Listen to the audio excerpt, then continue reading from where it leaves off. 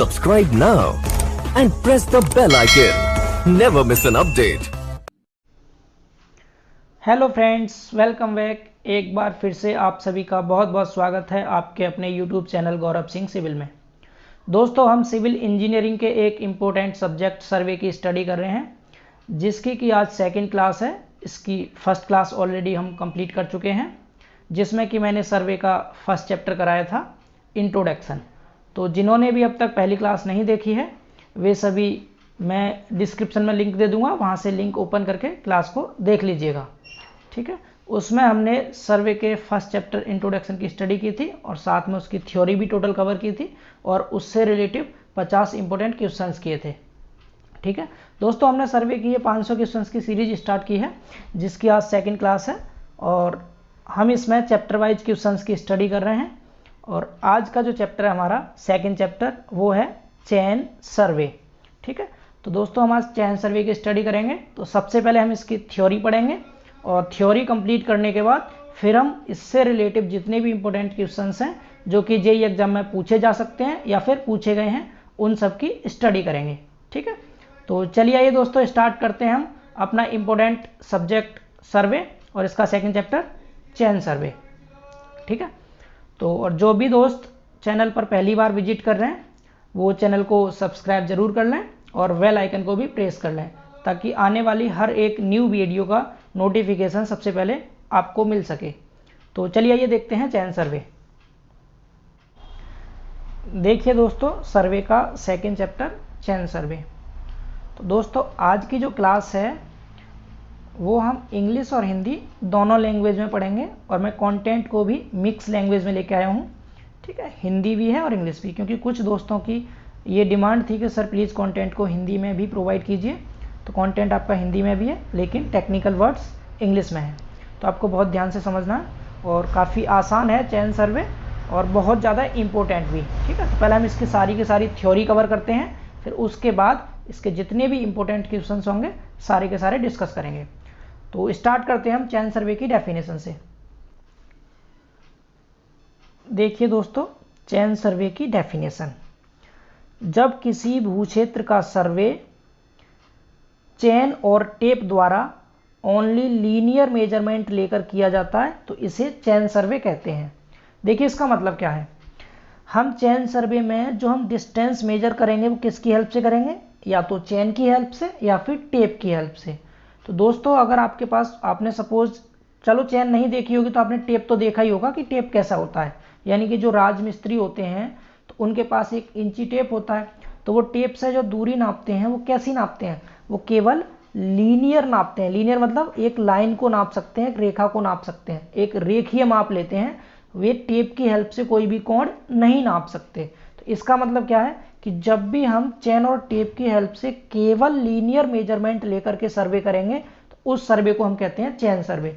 समझ पा रहे हैं? इसमें ओनली वर्ड का बहुत इंपॉर्टेंट है, यानी कि हम केवल और केवल इसमें लीनियर मेजरमेंट लेते हैं, इसमें हम एंगुलर मेजरमेंट नहीं ले सकते। तो समझ आ रहा है इसकी डेफिनेशन, जब किसी भी भूक्षेत्र का सर्वे चेन और टेप द्वारा ओनली लीनियर मेजरमेंट लेकर किया जाता है तो इसे चेन सर्वे कहते हैं। ये पूछा गया है एसएससी जेईई के एग्जाम में। ठीक है, कि चेन सर्वे में हम कैसा मेजरमेंट करते हैं, तो ओनली लीनियर। समझ आ गया? अब देखिए चेन सर्वे के कुछ इंपॉर्टेंट पॉइंट्स हैं, इनको भी आपको याद रखना है। जैसे कि इसमें सबसे पहला पॉइंट लिखा हुआ है, चेन सर्वे में लाइंस के एंगुलर मेजरमेंट नहीं लिए जाते, यानी कोणीय माप हम चेन सर्वे में नहीं लेते हैं। याद रखना है दोस्तों, चेन और टेप की हेल्प से हम कभी भी कोण को मेजर नहीं कर सकते। ठीक है, इसके बाद अगला पॉइंट लिखा है इसमें, भू क्षेत्र को आपस में सटी हुई अनेक ट्रेंगल्स में बांट दिया जाता है। ट्रेंगल्स मतलब त्रिभुजों में, यानी कि आपके पास सपोज कोई भी बड़ा सा एरिया है, आप क्या करेंगे, इसको छोटे छोटे ट्रेंगल्स के रूप में बांट देंगे। ठीक है, समझ पा रहे हैं? ये प्रिंसिपल भी होता है सर्वे का। फर्स्ट प्रिंसिपल था कि हम वर्क जो करेंगे होल टू पार्ट करते हैं, यानी कि जो भी बड़ा सा एरिया आपके पास उसको आप छोटे छोटे ट्रेंगल्स में बांट देते हैं। समझ पा रहे हैं? तो ये जो ट्रेंगल्स होते हैं जिनमें कि आप इस एरिया को बांटते हैं, ये ट्रेंगल्स होते हैं दोस्तों वेल कंडीशन ट्रेंगल्स। इस पे क्वेश्चन पूछा गया है कि वेल कंडीशन ट्रेंगल्स में जो एंगल होता है, त्रिभुज के जो प्रत्येक एंगल होते हैं, कोण होते हैं, वो कितने कितने डिग्री होते हैं। तो आपको याद रखना है कि इसका ईच एंगल 30 डिग्री से तो कम नहीं होना चाहिए दोस्तों, 30 डिग्री से तो ज़्यादा हो और 120 डिग्री से कम हो। समझ पा रहे हैं? यानी कि जो वेल कंडीशन ट्रायंगल होते हैं उसमें इसका कोई भी एंगल 30 डिग्री से कम नहीं होगा और 120 से ज़्यादा नहीं होगा, तो ऐसे ट्रायंगल को हम वेल कंडीशन ट्रायंगल कहते हैं। समझ आ रहा है इतना? आगे देखिए नेक्स्ट पॉइंट। तो इसका नेक्स्ट पॉइंट लिखा हुआ है दोस्तों कि जहां तक पॉसिबल हो ऑफसेट्स 90 डिग्री पर डाले जाएं और चेन लाइन से कोई भी पॉइंट 1 चेन और टेप लेंथ से अधिक दूर नहीं होना चाहिए। इसका मतलब क्या है? तो हम चेन सर्वे में दोस्तों कुछ ऑफसेट्स लेते हैं, तो मैं आपको ऑफसेट के बारे में पढ़ाऊंगा इसी चैप्टर में, आगे है टॉपिक ये ऑफसेट। तो हम जितने भी ऑफसेट लेंगे वो सबके सब 90 डिग्री पे ही लेने की कोशिश करते हैं, यानी कि जहां तक पॉसिबल होगा हम 90 डिग्री पे ही ऑफसेट डालेंगे। और वो जो ऑफसेट डालेंगे, सपोज ये कोई चेन लाइन है आपकी और यहाँ हमें ऑफसेट डालना है इस ऑब्जेक्ट के ऊपर, हम कैसे डालेंगे इसको? 90 डिग्री पर डालेंगे, यानी कि जहां तक भी पॉसिबल होगा 90 डिग्री पे ही कोशिश करेंगे डालने की, ठीक है। और इसके अलावा ये जो पॉइंट यहाँ पर हम कंसीडर करेंगे ये इस चेन लाइन से एक चेन या टेप दूरी से अधिक नहीं होना चाहिए। इसका मतलब क्या है कि आपके जितना बड़ा टेप होता है या जितनी बड़ी चेन होता है उस चेन की, यानी एक चेन या एक टेप लेंथ से अधिक दूर पॉइंट को हम नहीं लेंगे, यानी एक ही चेन से वो मेजर हो जाना चाहिए, इतनी दूरी पर हम टेप को लेते हैं। तो ये थर्ड पॉइंट भी आपको आई थिंक क्लियर होगा, यानी जहां तक भी पॉसिबल होगा हम ऑफसेट 90 डिग्री पर डालेंगे और चेन लाइन से कोई भी पॉइंट 1 चेन और 1 टेप लेंथ से अधिक दूर नहीं लेते। समझ आ रहा है? तो ये हो गया दोस्तों चेन सर्वे की डेफिनेशन और इसके कुछ इंपॉर्टेंट पॉइंट्स।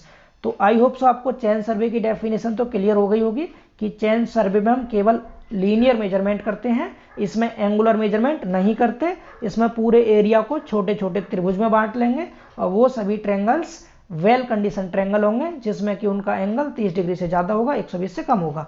इतना क्लियर है? अब आगे देखते हैं हम इसके कुछ इंस्ट्रूमेंट्स यानी उपकरण जो कि हम चेन सर्वे करते समय यूज करते हैं। तो सबसे पहले तो दोस्तों चेन ही काफ़ी इंपॉर्टेंट है कि चेन क्या होती है। चेन सर्वे जो हम करेंगे उसमें चेन क्या है, ठीक है। तो सबसे पहले मैं आपको चेन का डायग्राम दिखा दूं कि चेन होती क्या है, कहते कैसे, फिर उसके एक एक पॉइंट को डिस्कस करेंगे। बहुत ज़्यादा इंपॉर्टेंट है दोस्तों चेन, कि चेन क्या होती है, कौन कौन से टाइप की चेन है, हम सब के बारे में डिस्कस करेंगे। तो देखिए सबसे पहले मैं आपको एक डायग्राम दिखाता हूँ चेन का। देखिए दोस्तों ये है चेन का डायग्राम, थोड़ा सा बिलर है लेकिन मैं कोशिश करूँगा आपको समझा सकूँ, आप थोड़ा सा ध्यान से समझेंगे। देखिए दोनों तरफ इस चेन में यहाँ पर लगे हुए हैं हैंडल, ठीक है, ये इधर भी और इधर भी दोनों तरफ क्या है, इसके हैंडल हैं, जैसे हत्ता कहते हैं जिसको आप पकड़ के चेन को खींचेंगे, ठीक है। दोनों तरफ हैंडल है। तो ये जो हैंडल होता है दोस्तों ये बना होता है पीतल का, ब्रास हैंडल होता है, इंग्लिश में ब्रास बोलते हैं इसको। तो ये हैंडल ब्रास का बना होता है। इस हैंडल के जस्ट बाद दोस्तों यहाँ पर एक जॉइंट होता है, यहाँ पर हैंडल के बाद इस जॉइंट को बोलते हैं दोस्तों हम swivel joint, SWIVEL, swivel joint, यानी फिरकी जोड़ कहते हैं हिंदी में इसको। दोनों तरफ हैंडल होगा, उसके जस्ट बाद क्या, एक स्वीवेल जॉइंट होता है, उसके बाद एक रिंग लगी होगी, रिंग मतलब छल्ला, ठीक है, रिंग होता है। फिर रिंग के बाद क्या होगा, एक लिंक होता है, ठीक है, लिंक होते हैं यहाँ पर। और लिंक के बाद फिर से क्या होगा, 3 रिंग लगी होंगी, फिर एक लिंक, फिर 3 रिंग, फिर एक लिंक, फिर 3 रिंग। यानी कि इसका मतलब क्या है कि चेन में प्रत्येक लिंक के बाद 3 रिंग लगी होती हैं, यानी एक लिंक, हर एक लिंक के बाद कितनी रिंग लगी होंगी, 3 रिंग्स लगी होती हैं। तो ये तो आप समझ गए हैंडल के बारे में, इसमें कौन सा जोड़ होता है वो भी समझ गए आप, रिंग समझ गए और लिंक समझ गए, ठीक है। रिंग मतलब गोल गोल छल्ले होते हैं ये, और जो लिंक होती है वो लिंक एक लिंक से 3 रिंग जुड़ी होंगी, ठीक है। अब इसमें एक इंपॉर्टेंट चीज़ है दोस्तों, वो है टैली। देखिए एक टैली यहाँ लगी हुई है, एक टैली यहाँ लगी हुई है और एक टैली यहाँ है, ये 3 टैली है, तीनों अलग अलग शेप की हैं। तो जो सबसे पहली टैली लगी होती है लेफ्ट साइड से, वो लगी होती है 5 मीटर की डिस्टेंस पर। ये एक मैट्रिक चेन है, यानी मीटर वाली चेन है, 20 मीटर की चेन है ये। तो ये पहली वाली टैली लगी हुई है दोस्तों, ये टैली लगी है कितने, 5 मीटर की डिस्टेंस पर। तो इस टैली की शेप आप यहाँ देख सकते हैं, ये देखिए यहाँ पर टैली एट 5 मीटर लेंथ, यानी जो पहली टैली है वो कितने मीटर पे लगी है, 5 मीटर डिस्टेंस पे लगी है। इसके बाद दूसरी टैली जो दोस्तों ये वाली, ये लगी हुई है कितने पर, 10 मीटर पर, यानी दूसरी टैली 10 मीटर पर है और तीसरी टैली 15 मीटर पर है लेफ्ट साइड से, ठीक है। तो इन टैली की शेप काफ़ी इंपॉर्टेंट है, ये जेईई एग्जाम में कई बार पूछा गया, आपको शेप दे देगा और उसकी डिस्टेंस पूछता है। जैसे अगर आपको शेप इस तरह से दे रखी हो, ऐसे अगर आपको शेप नॉर्मल इस तरह से दे रखी होगी तो आप क्या कह देंगे उसे, कि ये 5 मीटर वाली टैली है। अगर आपको शेप कैसे दे रखी हो, जिसकी कि 2 लेग दे रखे हो, एक ऐसे एक ऐसे, इस तरह की अगर टैली कोई दे रखी है आपको, तो क्या बोल देंगे आप इसको, देखिए एक लेग ये है, एक लेग ये है, ठीक है। तो 2 लेग वाली है तो इसको बोल देंगे 10 मीटर पर टैली होगी। अगर 3 लेग की होगी, 1 2 3, इस तरह से कोई टैली है ये जिसमें 3 लेग है, 1 2 3, ये कितने पर है, ये होती है 15 मीटर की लेंथ पर लगी होती है। तो आपको ध्यान रखना है इसकी नंबर ऑफ लेग से। टैली में जो लेग है, यहाँ पर एक ही लेग थी 5 मीटर पर, यहाँ पर इसमें 2 लेग बने हुए नीचे को, ठीक है, 2 टांग जैसी बनी है इसकी, तो ये 10 मीटर की लेंथ पर लगी होती है और 3 लेग वाली 15 मीटर की डिस्टेंस पर लगी होती है, ठीक है। डायग्राम देख के दोस्तों आप ये डाउट मत करना कि ये 5 मीटर इतना कम दूरी पर है, ये ज़्यादा दूरी पर है, यहाँ पर सिर्फ आपको दिखाया गया है ये, बाकी ये 5 मीटर इक्वल डिस्टेंस होती है 5-5 मीटर की। तो आपको इंपॉर्टेंट इसमें ध्यान रखना टैली की डिस्टेंस, कि पहली टैली कितनी दूरी पर होगी, 5 मीटर पर होगी, दूसरी 10 मीटर पर होगी और तीसरी 15 मीटर की लेंथ पर होती है। टैली की शेप भी मैंने आपको बता दी, ये एक मैट्रिक चेन है, ठीक है। अगर इंजीनियर्स चेन होगी तो इंजीनियर्स चेन की टैली का शेप अलग होता है दोस्तों, क्योंकि इंजीनियर्स चेन फुट में होती है, ये मीटर में है, वो फुट में होगी। तो मैं आपको एक बार उसकी भी टैली दिखा देता हूँ कि इंजीनियर्स चेन की टैली कैसी होती है।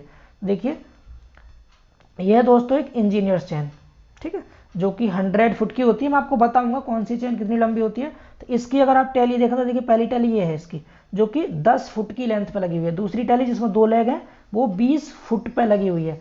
तीसरी 30 फीट पे, चौथी 40 फीट पे। तो ये 10-10 फीट के अंतर पर लगी होती है। एक लेग वाली कितनी होती है, 10 फीट पे लगी होती है, 2 लेग वाली 20 फीट पे, 3 लेग वाली 30 फीट पे, 4 लेग वाली 40 फीट पे। इस तरह आपको याद रहेगा दोस्तों।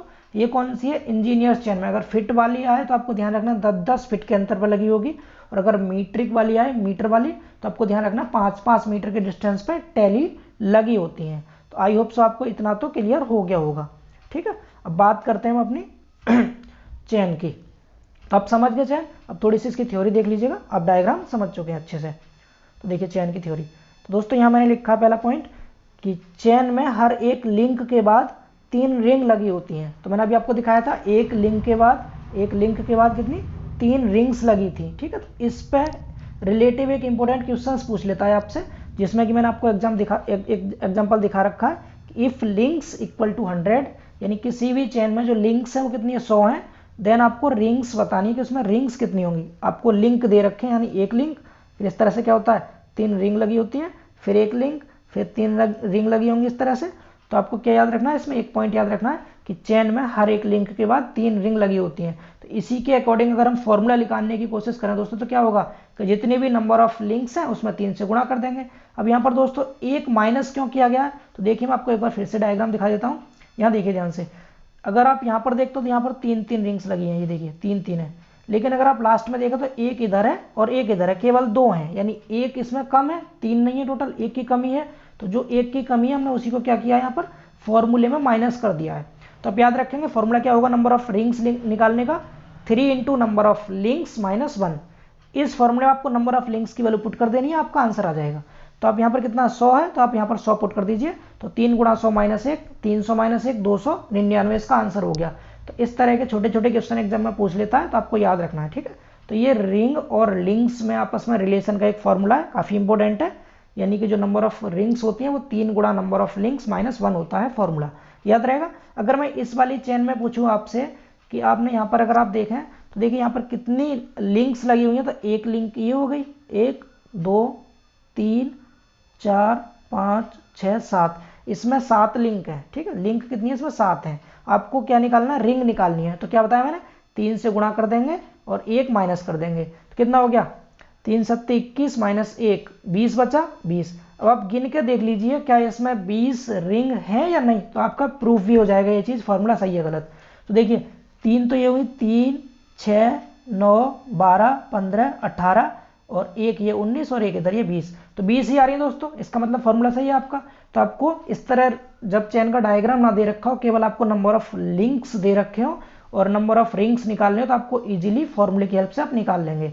तो आई होप सो आपको पहला पॉइंट से क्लियर हो गया होगा चेन के बारे में, कि चेन में हर एक लिंक के बाद 3 रिंग लगी होती हैं, ठीक है। अगर किसी भी क्वेश्चन में आपको नंबर ऑफ लिंक्स दे दे तो आप नंबर ऑफ रिंग्स इस फॉर्मूले से इजीली निकाल लेंगे। अब आगे देखिए, चेन आप समझ चुके हैं, ठीक है, चेन क्या होती है।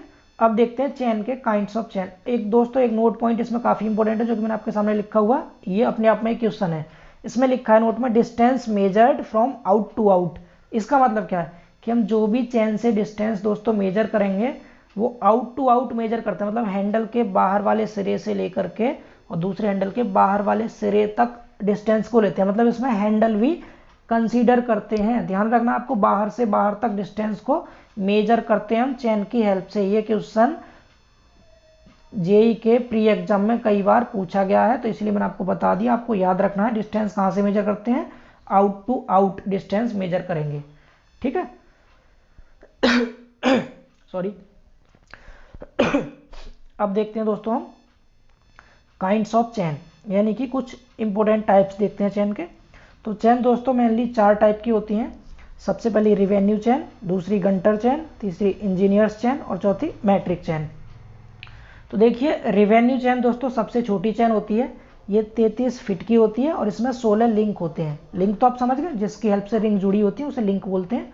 तो 33 फीट की होगी ये और इसमें 16 लिंक होते हैं। काफ़ी इंपॉर्टेंट डेटा है ये, याद रखना है आपको, ठीक है।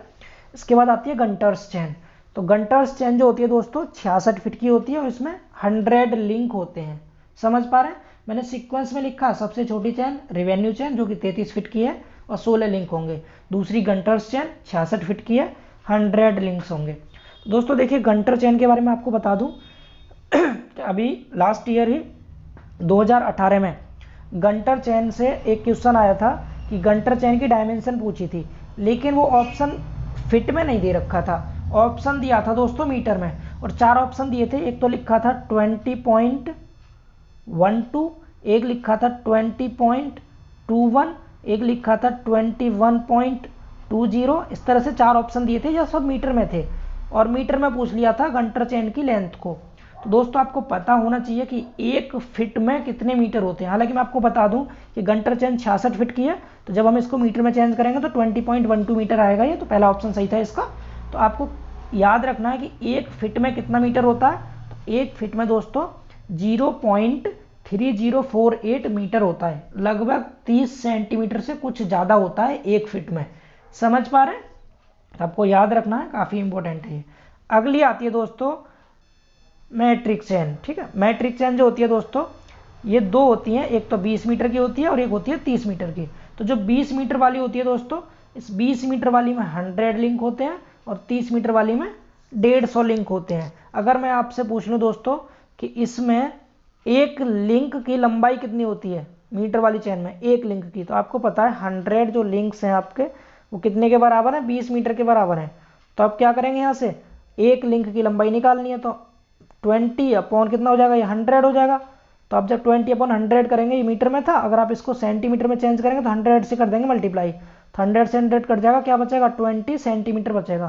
तो आपको ये भी याद रखना है कि एक लिंक की जो लंबाई होती है मीट्रिक चेन में, एक लिंक की जो लंबाई होती है वो कितनी होती है, 20 सेंटीमीटर होती है। याद रहेगा, तो ये काफ़ी इंपॉर्टेंट था। तो 4 टाइप की चेन है और चारों आपको याद रखनी है। रिवेन्यू चेन 33 फीट की 16 लिंक, गंटर चेन 66 फीट की 100 लिंक, इंजीनियर्स चेन 100 फीट की होती है और इसमें 100 लिंक होते हैं, और मीट्रिक चेन 20 मीटर की होगी 100 लिंक होंगे और 30 मीटर की होगी तो 150 लिंक होंगे। 1 फीट में कितना मीटर होता है ये आपको याद रखना है। देखिए इनको आप डायमेंशंस को कैसे याद करेंगे, आपको याद रखना रिवेन्यू चेन सबसे छोटी है तो ये सबसे कम होगी इसकी डायमेंशन 33 फीट की 16 लिंक। गंटर चेन रिवेन्यू से थोड़ी बड़ी होती है 66 फीट की 66 link, sorry 100 link. Engineers chain क्या होती है 100 फीट की होती है 100 लिंक होते हैं, यानी कि हम लोग इंजीनियर्स हैं, यानी 100 में से 100 मार्क्स लाने की कोशिश करते हैं, 100 में से 100। तो आप इस तरह याद रख सकते हैं कि इंजीनियर्स चेन 100 फीट की होगी 100 लिंक होते हैं। मीट्रिक चेन ईजी है, 20 मीटर की 100 लिंक, 30 मीटर की 150 लिंक। अपने आप में चारों इंपॉर्टेंट क्वेश्चन है, आपको याद रखना है ये, ठीक है। आगे देखिए, अब मैंने यहाँ पर लिखा है टोलरेंस। टोलरेंस का मतलब होता है दोस्तों छूट, ठीक है, कि इस चेन में कितनी तक की छूट दी जाती है। सपोज आपकी 20 मीटर की चेन है तो वो ±5 mm तक की उसमें छूट दे देते हैं। अगर 5 mm छोटी हो या 5 mm बड़ी हो तब भी हम उसको यूज कर सकते हैं, इतना ये टोलरेंस है इसका। तो ये टोलरेंस पूछा जाता है एग्जाम में। तो 20 मीटर की चेन के लिए ±5 mm होता है और 30 मीटर की चेन के लिए ±8 mm होता है, यानी इतने तक की छूट दी जा सकती है 20 और 30 मीटर की चेन में। याद रहेगा टोलरेंस। इसके बाद देखिए यहाँ पर मैंने कुछ नोट पॉइंट लिखे हैं, ये कुछ डायमेंशन है, ठीक है, जो कि सर्वे में यूज होती हैं, आप इन्हें इजीली याद रख सकते हैं कि 1 मील जो होता है दोस्तों, 1 मील 1.6 किलोमीटर के बराबर होता है, यानी 1.5 किलोमीटर से थोड़ा ज़्यादा होता है, लगभग 1.6 किलोमीटर के होता है 1 मील, यानी ये 80 गंटर चैन के बराबर होता है 1 मील। याद रहेगा 1 मील कितना होता है 1.6 किलोमीटर या फिर 80 गंटर चैन। दूसरा 1 एकड़, तो मैंने पिछली क्लास में जो फर्स्ट क्लास थी सर्वे की उसमें ये ऑब्जेक्टिव क्वेश्चन भी कराया था कि 1 एकड़ में कितने हेक्टेयर होता है, तो आपको याद रखना 1.4046 हेक्टेयर्स होता है। अगर मीटर स्क्वायर में पूछे 1 एकड़ में तो 4046.856, ठीक है, इतने मीटर स्क्वायर होता है। अगर फुट में पूछे तो फुट में कितना होगा 43,560 फुट स्क्वायर होता है। या फिर गंटर चैन पे पूछे तो क्या बोल देंगे आप 10 गुणा गंटर चैन का स्क्वायर, यानी 66 फुट का स्क्वायर गुणा 10 कर देंगे, तो ये 1 एकड़ की डायमेंशन थी। ठीक है, तीसरा लिखा है मैंने यहाँ पर 1 यार्ड बराबर कितना होता है, यार्ड बोलते हैं दोस्तों गज को, 1 गज में कितने फीट होते हैं, तो 1 गज में दोस्तों 3 फीट होता है। याद रखें काफ़ी इंपॉर्टेंट है ये सब डायमेंशंस। ठीक है, इसके बाद फिर पूछा है जो एक फरलॉन्ग होता है, फरलॉन्ग दोस्तों वो 10 गंटर चैन के बराबर होता है 1 फरलॉन्ग। तो ये चारों के चारे इंपॉर्टेंट पॉइंट थे, इसलिए मैंने आपको नोट करके अलग से लिख दिए हैं ये, तो आपको याद रखना है 1 मील में 1.6 किलोमीटर 80 गंटर चैन, 1 एकड़ में 1.4046 हेक्टेयर या फिर 46.856 मीटर स्क्वायर या फिर 43,560 फुट स्क्वायर या फिर 10 गुणा गंटर चैन का स्क्वायर। 1 गज 3 फीट के बराबर होता है और 1 फरलॉन्ग 10 गंटर चैन के बराबर होता है। ये चारों पॉइंट भी आपको याद रखने हैं।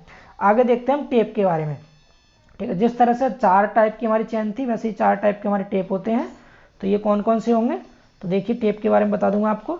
जो टेप होंगे पहला होता है हमारा लिलिन का टेप होता है। लिलिन मतलब ये क्लॉथ का होता है, कपड़े का होता है, कुछ लोग इसे लाइलिन टेप भी बोल देते हैं। ठीक है, लिलिन टेप होता है ये, तो इसको हम बहुत रेयरली यूज करते हैं, इसका यूज काफ़ी कम करते हैं क्योंकि जो टेप होता है ये कपड़े का होता है, झटका लगाने पर ये टूट सकता है आसानी से, इसलिए बहुत रेयर केस में इसका यूज करेंगे, अदरवाइज हम इसका यूज नहीं करते। फिर होता है मेटेलिक टेप जो कि मेटल का बना होता है, मेटल मतलब धातु का, ये ब्रास और कॉपर का होता है, ब्रास मतलब पीतल को बोलते हैं, तो ये ब्रास एंड कॉपर का होता है जो मेटेलिक टेप होता है। और तीसरा है दोस्तों स्टील टेप, तो स्टील टेप जो बना होता है वो स्टेनलेस स्टील से बना होता है ये। ठीक है, made up of stainless steel, और इसमें 2 चीज़ मिक्स होती हैं, आपको पता है स्टील में क्या क्या होता है, कार्बन और आयरन होता है, तो ये mix of carbon and iron 2 चीज़ का मिक्स होता है ये स्टील का जो टेप होता है। अगला है इनवार टेप, इन सबसे ज़्यादा जो इंपॉर्टेंट है इनवार टेप है और यही यूज होता है ज़्यादातर, ये वेस्ट टेप है। ठीक है, और वेस्ट लाइन में हम इसका यूज करते हैं, मैं बताऊंगा वेस्ट लाइन क्या होती है इसी चैप्टर में। तो वेस्ट लाइन में हम इनवार टेप का यूज करेंगे, और ये डेटा इंपॉर्टेंट है, इनवार टेप किसका बना होता है, तो निकेल एंड स्टील का बना होता है। निकेल की मात्रा कम होती है 36% और स्टील की मात्रा 64% होती है इस टेप में। देखिए निकेल में एन पहले आ रहा है, ठीक है, एन पहले आता है ना अल्फ़ाबेट में ABCD में, और एस बाद में आता है, तो ऐसे ही आप याद रखेंगे 36 पहले आता है 64 बाद में आता है, तो आपको याद रहेगा कि निकेल की मात्रा कम है और स्टील की मात्रा ज़्यादा है। तो आप इस तरह ट्रिक से याद रख सकते हैं कि निकेल में एन पहले आता है तो इसमें 36 भी पहले आता है, स्टील में एस पहले बाद में आता है तो 64 भी 36 से बाद में आता है। तो इस तरह आप याद रख सकते हैं कि निकेल की मात्रा 36% होती है, स्टील की मात्रा 64% होती है, दोनों मिला के 100% हो गया। तो ये इन दोनों से मिलकर के इनवार टेप बनता है। क्लियर, आगे देखिए। इसके बाद दोस्तों ये 2 इंस्ट्रूमेंट और इम्पोर्टेंट है छोटे छोटे से, ठीक है, जिनमें कि एक है सब्सटेंस बार। सब्सटेंस बार क्या होती है दोस्तों, जो सब्सटेंस बार होती है ये होती है अगर आपको कहीं पे भी अंडुलेटेड एरिया में मेजरमेंट करना है, अंडुलेटेड एरिया मतलब होता है ऊबड़ खाबड़ कोई जगह है ऊंची नीची, अगर आपको वहां पर मेजरमेंट करना है, ठीक है, तो हम क्या करेंगे सब्सटेंस बार का यूज करेंगे। आपको याद रखना इंपॉर्टेंट पॉइंट है, इसलिए मैंने ये सब अपने आप में क्वेश्चंस हैं और इसका रिवीजन आपका बहुत जल्दी हो जाएगा जब मैं आपको क्वेश्चंस कराऊंगा। इसके लगभग 70 क्वेश्चन है चैन सर्वे के, उसमें सारा का सारा रिवाइज हो जाएगा, बट फिलहाल आप पहले क्लास को अच्छे से देखिए ताकि क्वेश्चंस करने में आपको हेल्प हो। ठीक है, तो क्वेश्चंस अपने लिए आप एक टेस्ट समझ के करेंगे, 4 ऑप्शन होंगे, आप वीडियो को पॉज करके पहले क्या करेंगे ऑप्शन को रीड करेंगे, उसके बाद कोशिश करेंगे खुद से आंसर देने की, फिर वीडियो स्टार्ट करके आप देख सकते हैं कौन सा आंसर आपका सही था गलत था। तो पहले आप टॉपिक को ध्यान से पढ़िए फिर हम क्वेश्चंस कवर करेंगे। ठीक है, जो भी टॉपिक रह जाएगा चैन सर्वे का हम क्वेश्चंस में कवर कर लेंगे। आगे देखिए ये लिखा है क्लाइनोमीटर, इसके 4 नाम है, क्लाइनोमीटर, टिल्ट मीटर, ग्रेडियोमीटर या इनक्लाइनोमीटर, 4 नाम है इसके। तो इसमें हम क्या करते हैं जब भी हमें कोई स्लोप मेजर करना हो, स्लोप मतलब कोई ढाल मेजर करनी है, तो उसके केस में हम क्लाइनोमीटर का यूज करते हैं। तो समझ आ रहा है, अगर अंडुलेटिंग एरिया का मेजरमेंट करना है तो सब्सटेंस बार का यूज करेंगे, अगर स्लोप का मेजरमेंट करना है तो क्लाइनोमीटर का यूज करते हैं। ये सब मेजरमेंट के थे। चेन हो गया मेजर करने की इंस्ट्रूमेंट, टेप हो गया, सब्सटेंस बार हो गया और क्लाइनोमीटर हो गया। अब आते हैं कुछ, ये तो मेजरमेंट डिवाइस थे, अब आते हैं कुछ लोकेशन डिवाइस। लोकेशन का मतलब क्या है, जब आप चेन सर्वे करेंगे तो हम उसमें जो स्टेशन कंसीडर करते हैं, तो स्टेशंस में आप जो जो चीज़ यूज करेंगे उन्हें कहते हैं हम लोकेशन डिवाइस। जैसे एक होता है दोस्तों पैग, पैग मतलब होता है खुंटी, ठीक है। तो ये इसकी हाइट काफ़ी इंपॉर्टेंट है, आपको याद रखनी है। 15 सेंटीमीटर ऊंचाई की होती है ये। 15 सेंटीमीटर मतलब हो गया लगभग 6 इंच। जो 6 इंची वाला पैमाना होता है उतनी ऊंचाई की समथिंग होती है ये खुंटी। इसको हम क्या करते हैं, इसको मेन स्टेशन पर लगा देते हैं, ठीक है। तो जो आपकी पैग होती है वो कहाँ यूज की जाती है, मेन स्टेशन पर यूज की जाता है। इसकी हाइट कितनी होती है, 15 सेंटीमीटर इसकी हाइट होती है। आगे देखते हैं एरो। एरो इंपॉर्टेंट है दोस्तों, एरो से रिलेटिव न्यूमेरिकल भी पूछा जाता है और इसका डेटा भी इंपॉर्टेंट है। तो जो एरो होता है वो दोस्तों यूज फॉर इंटरमीडिएट स्टेशन, ये इंटरमीडिएट स्टेशन पर यूज करते हैं हम। जैसे मेन स्टेशन के बीच में हमें कोई स्टेशन डालना है बीच में, जैसे एक मेन स्टेशन यहाँ था एक यहाँ था, जिसके बीच में कोई स्टेशन लेना है यहाँ पर, तो क्या करेंगे, यहाँ पर एरो लगाते जाएंगे, यहाँ यहाँ। तो सब इंटरमीडिएट पॉइंट्स पे क्या करते हैं, इनको यूज करते हैं हम। तो एरो याद रखेंगे, यूज फॉर इंटरमीडिएट, यानी बीच वाले जो जितने स्टेशन होंगे वहाँ पर हम यूज करते हैं इसका। समझ पा रहे हैं। इसकी हाइट काफ़ी इंपॉर्टेंट है, 40 सेंटीमीटर हाइट होती है इसकी, और एक चेन के साथ 10 एरो प्रोवाइड किए जाते हैं। अगर हम चेन सर्वे करते हैं तो एक चेन के साथ हमें कितने एरो दिए जाएंगे, 10 एरो दिए जाते हैं। समझ आ रहा है इतना। तो अब देखिए मैं आपको एरो का डायग्राम भी दिखा देता हूँ, ठीक है। आपके लिए मैं डायग्राम भी लेके आया हूँ। देखिए एरो का डायग्राम, इसमें क्या दिखा रखा है आपको, यहाँ पर इसकी इस तरह से गुंडी बनी होती है। इस गुंडी का जो व्यास होता है दोस्तों वो 5 सेंटीमीटर होता है। इसकी हाइट मैंने आपको बताई दी, 40 सेंटीमीटर इसकी हाइट होती है, ठीक है। नीचे वाला जो सिरा होता है वो नोकदार होता है ताकि ये जमीन में आसानी से धंस सके, ठीक। और ये मैंने बताई दिया आपको प्रति जरीफ, जरीफ दोस्तों इंग्लिश में चैन बोलते हैं जरीफ को, ठीक है। तो ये चैन की हिंदी है जरीफ। तो 10 सुए, एरो को हिंदी में सुए बोलते हैं, ठीक है। तो आप इंग्लिश में याद रखना प्लीज करके, क्योंकि हिंदी के वर्ड बड़े बेकार बेकार वर्ड है। आप इंग्लिश में याद रखेंगे कि 10 एरो दिए जाते हैं एक चेन के साथ। समझ आ रहा है। तो ये डायग्राम था, आप अच्छे से इसको देख लीजिए। यहाँ पर हाइट दिखा रखी है, इधर 10 एरो दिखा रखे हैं जो कि एक चेन के साथ प्रोवाइड किए जाते हैं। तो समझ गए आप लोकेशन डिवाइस। आगे देखते हैं अब, ठीक है। ये अपने चैनल का नाम है दोस्तों गौरव सिंह सिविल। अगर आपने अभी तक चैनल को सब्सक्राइब नहीं किया है तो प्लीज़ आप चैनल को सब्सक्राइब कर लीजिए। आगे देखिए, अब देखते हैं रेंजिंग रॉड क्या होती है। रेंजिंग रॉड, तो रेंजिंग रॉड भी मैंने पिछली क्लास में क्वेश्चन भी कराया था आपको। रेंजिंग रॉड की हाइट से रिलेटिव क्वेश्चन पूछा था कि इसकी लेंथ कितनी होती है। तो ये 2 से 3 मीटर लंबाई की होती है रेंजिंग रॉड। और ये भी कहाँ यूज होती है, ये भी इंटरमीडिएट पॉइंट्स पर यूज की जाती है। चेन लाइन के इंटरमीडिएट पॉइंट्स पर हम क्या करते हैं, रेंजिंग रॉड को यूज करते हैं। इसकी लेंथ 2 से 3 मीटर होती है और मिनिमम 3 रेंजिंग रॉड यूज करते हैं एक रेंजिंग में, ठीक है। Minimum 3 ranging rod use in A ranging. अब देखिए इसका डायग्राम देख लीजिए, मैं आपको डायग्राम दिखा देता हूँ इसका।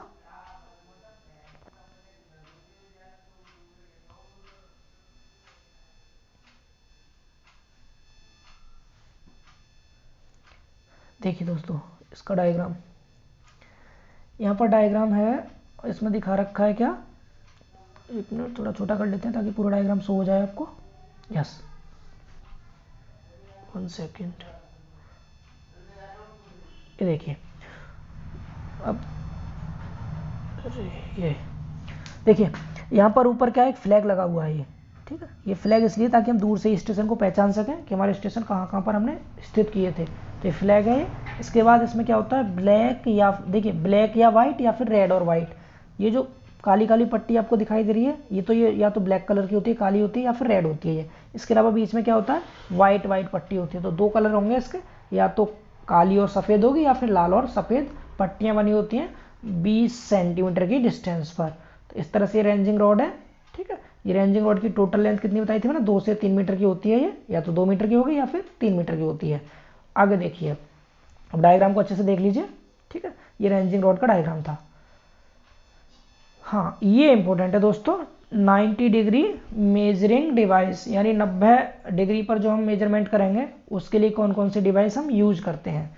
तो पहला होता है क्रॉस स्टाफ, दूसरा होता है ऑप्टिकल स्क्वायर। तो ये सब जो इंस्ट्रूमेंट है, ये जो डिवाइस है, ये 90 डिग्री पर मेजरमेंट करते हैं।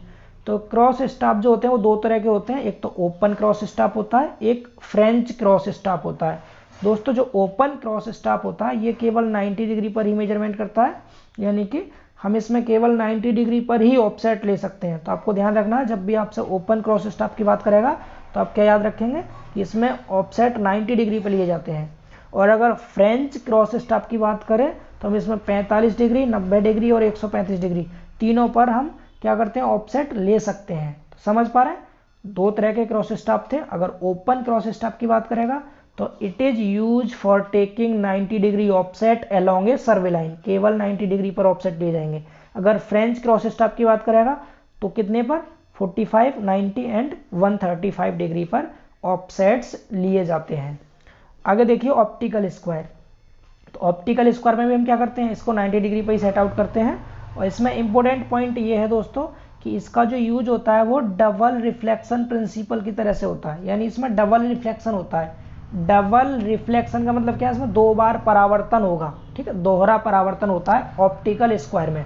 मैं आपको इसका डायग्राम दिखाता हूँ, काफ़ी इंपॉर्टेंट है, इससे रिलेटेड 3-4 क्वेश्चन बनते हैं। एक तो एंगल वाला 90 डिग्री एंगल होगा, एक डबल रिफ्लेक्शन होता है इसमें। इसके अलावा इसमें ग्लास होते हैं दो तरह के, ठीक है, तो इंडेक्स ग्लास होगा एक, और एक हॉरिजन ग्लास होता है। तो मैं आपको दोनों दिखा रहा हूँ कौन कौन से ग्लास होंगे। डायग्राम देखिए इसका ध्यान से थोड़ा सा, इसको हिंदी में प्रकाशी गुनिया बोलते हैं। देखिए यहाँ पर दो ग्लास लगे हुए दोस्तों, ठीक है, ये एक तो ग्लास ए है और एक ग्लास बी है। तो जो दोस्तों यहाँ पर ए ग्लास है, देखिए पूरा ब्लैक ब्लैक हो रहा है, इसका मतलब ये होली सिल्वर्ड होता है। होली सिल्वर्ड का मतलब क्या होता है, होली सिल्वर्ड मतलब ये पूरा पूरा सिल्वर का होता है, ठीक है। तो सिल्वर का अगर टोटल हो तो टोटल इसका जो सरफेस है वो कैसा हो जाएगा, रिफ्लेक्टिव हो जाएगा पूरा। तो ये होली सिल्वर्ड होता है, पूरा सिल्वर का होता है। और जो नीचे वाला वी है, ये वाला ये खाली दे रखा है, तो इसका जो टॉप का हाफ पोर्शन है वो तो सिल्वर का होता है और नीचे वाला अनसिल्वर्ड होता है। तो याद रखेंगे, जो ए वाला ग्लास था, ये ए वाला ग्लास, ठीक है, जो रॉड आपको व्हाइट ब्लैक ब्लैक दिख रही है, ए ग्लास, ये वाला होता है टोटल सिल्वर का। और जो टोटल सिल्वर का होता है, होल सिल्वर्ड होता है, तो उस होल सिल्वर्ड ग्लास को हम बोलते हैं दोस्तों इंडेक्स ग्लास। याद रखना इंपॉर्टेंट है, इंडेक्स ग्लास, क्योंकि मैंने इसका क्वेश्चन भी लिखा है ऑब्जेक्टिव। तो याद रखेंगे आप, जो ग्लास टोटल सिल्वर का होता है उसको बोलते हैं इंडेक्स ग्लास, और जो हाफ सिल्वर का होता है, हाफ अनसिल्वर्ड होता है, तो उसको बोलते हैं दोस्तों हम होरिजन। क्या बोलते हैं उसको, HORIZON, होरिजन ग्लास। तो याद रखेंगे इंडेक्स ग्लास क्या होता है, जो टोटल सिल्वर का होता है, जो हाफ सिल्वर का होता है उसको होरिजन ग्लास बोलते हैं। तो दो ग्लास हैं इसमें, ए और बी। देखिए दोस्तों यहाँ पर डबल रिफ्लेक्शन कैसे हो रहा है, देखिए एक रे जा रही है एक ही तरफ, यहाँ पर टकराई, यहाँ से वापस आई, दूसरे ग्लास पे टकराई, फिर यहाँ आ गई, यानी कि एक बार तो रिफ्लेक्शन यहाँ से ए से टकरा के इधर आई बी की तरफ, फिर बी से टकरा के इधर चलेगी। इस तरह से इसमें क्या हो रहा है, डबल रिफ्लेक्शन हो रहा है। और ये कितने डिग्री पर सेट आउट है, 90 डिग्री पर, आपको दिखाई दे रहा होगा इजीली, 90 डिग्री पर सेट आउट है। इसमें ये भी क्वेश्चन इंपॉर्टेंट है कि इंडेक्स ग्लास और हॉरिजन ग्लास दोनों के बीच का जो एंगल बनता है कितने डिग्री का होता है दोस्तों, तो वो होता है 45 डिग्री का एंगल। तो यहाँ से आपको ऑप्टिकल स्क्वायर से 3 चीज़ें समझ आ रही होंगी। एक क्या, कि यहाँ पर जो रिफ्लेक्शन होगा वो डबल होगा। रिफ्लेक्शन, ध्यान रखना, रिफ्लेक्शन, दो वर्ड होते हैं, एक रिफ्रैक्शन और एक रिफ्लेक्शन। तो ये रिफ्लेक्शन होता है, परावर्तन होता है, ठीक है, टकराई वापस आई लौट के, फिर यहाँ टकराई फिर इधर चलेगी, समझ आ रहा है। तो डबल रिफ्लेक्शन होगा, 90 डिग्री पर होता है। हॉरिजन ग्लास और इंडेक्स ग्लास के बीच में 45 डिग्री का एंगल बनता है। जो टोटल सिल्वर का होता है उसको बोलते हैं इंडेक्स ग्लास, जो हाफ सिल्वर होता है उसे बोलते हैं हॉरिजन ग्लास। समझ आ गया। तो ये था दोस्तों ऑप्टिकल स्क्वायर। आगे देखते हैं इसके बाद। तो ये हो गए आपके कुछ इंपॉर्टेंट इंस्ट्रूमेंट जो यूज हुए थे चैन सर्वे में। अब आगे देखते हैं हम कुछ इंपॉर्टेंट टर्म्स जो कि चैन सर्वे में यूज होंगे। टर्म्स यूज्ड इन चैन सर्वे। तो सबसे पहले हम सर्वे लाइन देखते हैं कि जो हम सर्वे वर्क करेंगे उसमें कितने टाइप की लाइन्स होंगी। तो मेन लाइन देखेंगे, देखिए कौन कौन सी हैं। तो सबसे पहले दोस्तों ये 4 ही लाइन है। एक तो पहली होती है मेन लाइन। मेन लाइन का मतलब क्या है, जो कोई भी, जैसे हमारे पास ये बहुत बड़ा सा एरिया था कोई, हमने यहाँ पर एक पॉइंट यहाँ ले लिया, एक पॉइंट यहाँ ले लिया, हमने कुछ कंट्रोल पॉइंट ले लिए और ये इनको हमने कह दिया ये मेन स्टेशन है हमारे। तो किन्हीं भी 2 मेन स्टेशन को मिलाने वाली जो लाइन होगी वो मेन लाइन होती है। इसको मिला दिया, इसको इससे मिलाया, इसको इससे मिलाया, इसको इससे मिलाया, इससे मिलाया, तो ये सब क्या है दोस्तों, ये है मेन लाइन। तो समझ पा रहे हैं मेन लाइन क्या होती है, 2 मेन स्टेशंस को जोड़ने वाली स्ट्रेट लाइन को हम मेन लाइन कहते हैं। स्ट्रेट लाइन मतलब सीधी रेखा को क्या कहते हैं, मेन लाइन कहते हैं। इसके बाद आती है वेस लाइन। वेस लाइन क्या होती है, वेस लाइन दोस्तों बहुत इंपॉर्टेंट है। यह सर्वे लाइन में सबसे लॉन्गेस्ट लाइन होती है। लॉन्गेस्ट मतलब सबसे लंबी जो लाइन होगी वो होती है वेस लाइन, और ये सर्वे फील्ड के मध्य में डाली जाती है, मिडिल में डाली जाती है। लॉन्गेस्ट लाइन जो होती है सबसे ज़्यादा बेस लाइन कहते हैं उसे, और ये बिल्कुल बीच में से जाती है। ठीक है, इन सब के मैं डायग्राम आपको दिखा दूंगा, एक बार आप पढ़ लीजिए, पहले इसको समझ लीजिए, जस्ट अभी दिखा रहा हूँ डायग्राम। अगला देखिए टाई लाइन। टाई लाइन क्या होती है दोस्तों? Tie line is used for detailing of features. अगर हमें किसी भी ऑब्जेक्ट के फीचर्स की डिटेल बतानी हो तो हम क्या करेंगे, उसमें टाई लाइन का यूज करेंगे। मैंने ब्रैकेट में एक और लाइन लिखी है इसके बारे में नीचे, ट्रायंगुलर साइड्स के बीच में स्थित पॉइंट्स को मिलाने वाली लाइन क्या होती है? टाई लाइन होती है। यानी जो त्रिभुज बनेगा उस त्रिभुज के बीच में सपोज कोई भी पॉइंट स्थित है, एक पॉइंट यहाँ स्थित है, एक पॉइंट यहाँ, इन दोनों को अगर हम आपस में मिला दें तो ये भी क्या कहलाएगी? टाई लाइन ही कहलाएगी। समझ आ रहा है टाई लाइन के बारे में? अगली होती है चेक लाइन। जैसा कि नाम से ही पता चल रहा है, चेक मतलब जो किसी की एक्यूरेसी को चेक करे। Check line is use for accuracy of survey work, यानी सर्वे वर्क की शुद्धता की जांच करती है, ये एक्यूरेसी को बताती है। इसको हम प्रूफ लाइन भी बोलते हैं। इतना समझ आ गया? ठीक है, अब मैं चारों लाइन का आपको डायग्राम दिखाता हूं, आप ध्यान से डायग्राम को देखेंगे।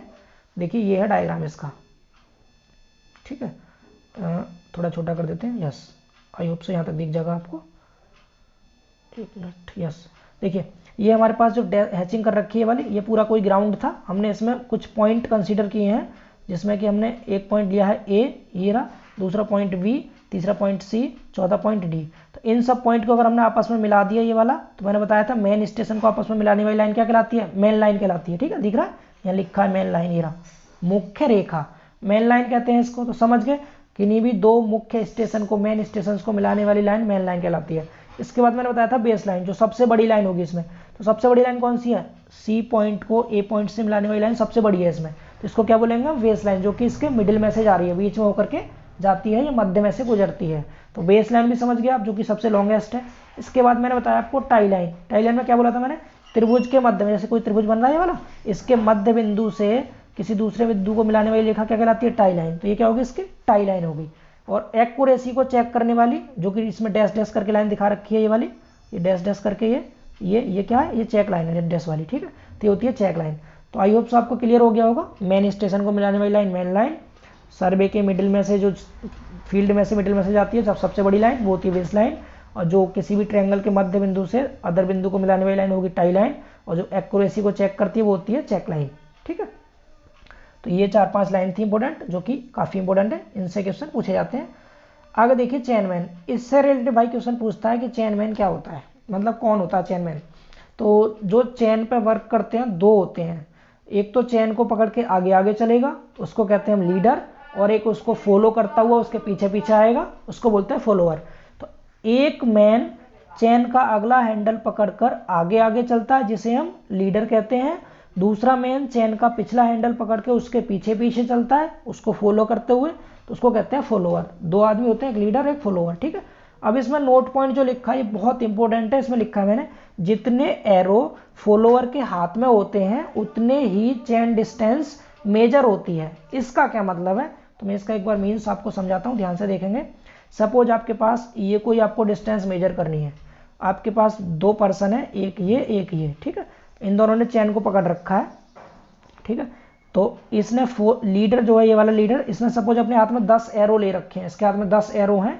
और ये क्या करेगा? देखिए यहाँ पर तो खड़ा हो गया फॉलोअर, और यहाँ से एरो ये फॉलोअर के आगे लीडर है ये वाला। ठीक है, इन्होंने एक चेन दूरी नाप दी, और इसके हाथ में, लीडर के हाथ में क्या थे? एरो थे। इसने एक चेन दूरी नापी, यहाँ पर एक क्या कर दिया इसने, इस लाइन पे, यहाँ पे फॉलोअर है और यहाँ पर लीडर है, इसने क्या किया? यहाँ तक दूरी नाप के यहाँ पर एक खुंटी गाड़ दी, एरो गाड़ दिया एक। ठीक है, ये क्या करेगा? अब ये आगे चल दिया यहाँ से उठ के, ये आ गया इधर, आगे चल के यहाँ आ गया ये तो। और ये जो फॉलोवर आया इसके पीछे, इसने यहाँ से क्या किया? इसको निकाल लिया। ठीक है, इस जो एरो लगाया था इसने उठा के अपने हाथ में ले लिया। फिर आगे यहाँ से दूसरा इसने एरो लगाया, फिर इसने उठा के अपने हाथ में ले लिया फॉलोअर ने। फिर आगे चलिए, इसने लीडर ने यहाँ पर एक और एरो लगाया निकाल के, फिर फॉलोअर ने अपने हाथ में उठा के ले लिया इसे। तो इस तरह से सपोज देखिए, यहाँ पहला लगाया था इसने, यहाँ दूसरा एरो लगाया था, तीसरा।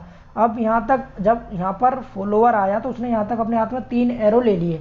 तो जितने एरो ले लिए उतने ही चेन डिस्टेंस मेजर हो गई। पहली चेन, एक चेन यहाँ तक नाप ली, दूसरी चेन दूरी, तीसरी चेन दूरी।